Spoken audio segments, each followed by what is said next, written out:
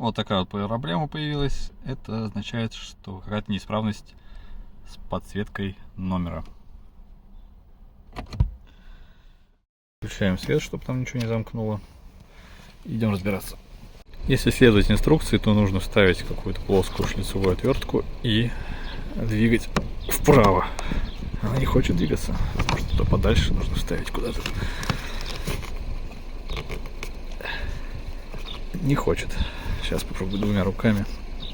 Да, действительно нужно было посильнее надавить. Значит, из конструкции здесь имеет подпружиненный такой металлическая штуковина. Здесь просто паз. В отличие от C6, здесь нет дурацкой этой планки, которая перегревается и сгнивает. Здесь все на коннекторах. И если заметно, здесь не хватает уже нити накаливания. А здесь появилась какая-то масса. Сгонял за двумя лампочками. Взял Osram 5 C5V.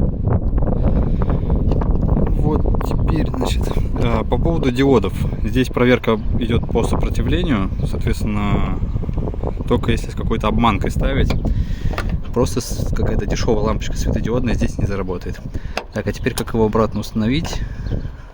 Значит, вставляется в это сначала паз и просто надавливается до щелчка, и она заезжает налево. С этой стороны то же самое. Вставляется, надавливается до щелчка, она все вставляется. Все шикарно, теперь подсветка работает.